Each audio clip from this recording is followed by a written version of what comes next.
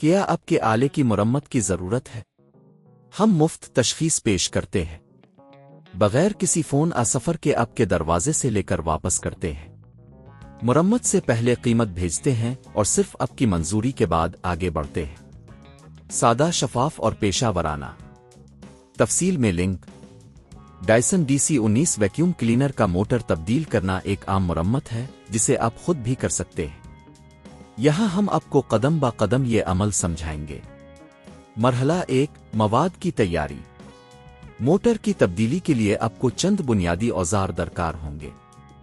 پیچ کس، screw driver, نیا motor, حفاظتی دستانے۔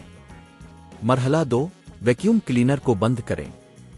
سب سے پہلے ویکیوم کلینر کو کسی بھی بجلی کی سورس سے منقطع کریں۔ یہ یقینی بناتا ہے کہ آپ محفوظ ہیں۔ مرحلہ 3، ویکیوم کلینر کو کھولیں۔ ویکیوم کلینر کی بیرونی کور ہٹائیں۔ اس کے لیے پیچ کس سکریو ڈرائیور کا استعمال کریں۔ احتیاط سے کور کو الگ کریں تاکہ اندرونی حصے کو نقصان نہ ہو۔ مرحلہ 4، پرانا موٹر نکالیں۔ اب آپ کو پرانا موٹر دیکھنے کو ملے گا۔ اسے ہٹانے کے لیے موجود پیچ نکالیں۔ موٹر کو ہٹاتے وقت احتیاط برتیں تاکہ دیگر اجزاء متاثر نہ ہوں۔ مرحلہ 5، نیا موٹر لگائیں۔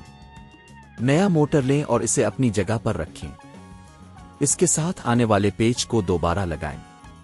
یہ یقینی بنائیں کہ موٹر صحیح طریقے سے جڑ گیا ہے۔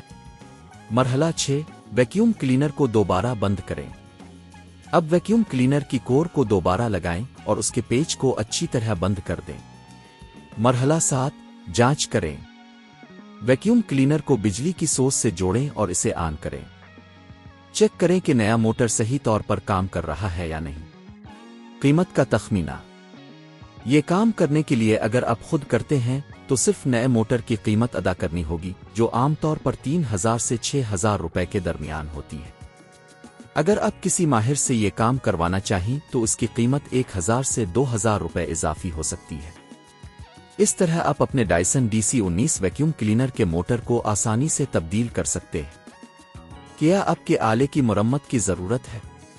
ہم مفت تشخیص پیش کرتے ہیں، بغیر کسی فون سفر کے آپ کے دروازے سے لے کر واپس کرتے ہیں۔ مرمت سے پہلے قیمت بھیجتے ہیں اور صرف آپ کی منظوری کے بعد آگے بڑھتے ہیں۔ سادہ، شفاف اور پیشہ ورانہ۔ تفصیل میں لنک۔